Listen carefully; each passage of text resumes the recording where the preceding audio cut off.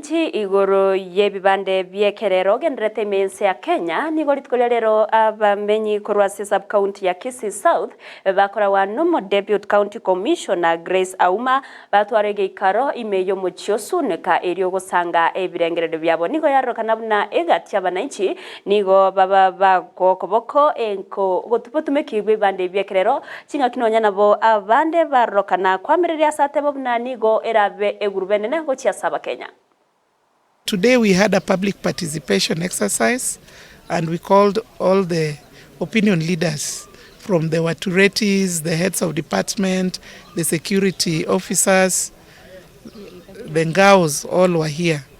And the main reason for public participation was to inform the people about the Maisha card, Maisha number, the digitized card of the Maisha number. So people were to give their opinions. It's a public participation. Serikali iliambiwa warudie, haikufanyika vizuri ndio sababu ilisimamishwa. So tumerudi tena kusema public participation is here na is about Maisha card. Maisha card from the proposal is a very good thing. Ni kitu mzuri security wise. That ID or that card, identity card itakuwa na a microchip.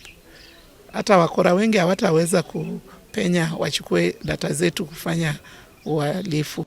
Nyora togo chikoyo Maisha card. Chache sinchi basa kobororo. Lakini isa kobanga ya sirire. Nabo monto wakanemia. Yugontu ancherana tigatolete Maisha card.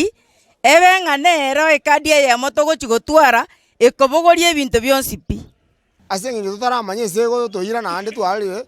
Twatwara huduma na ile mifuko yetu tiratokonya mwaretire Maisha card yo gocha tumatenga yego toira watu twale tambulizo lakini tutaliko chibesa eko ndiko gora obora ibo intuna banchari oseki South amana Maisha card ntwakana ntunya tageti tigatobwate tambulisho munoma na Kenya muna Maisha card ndi mwachi gwanja serikali nyirushi ororo abale mafu bagotana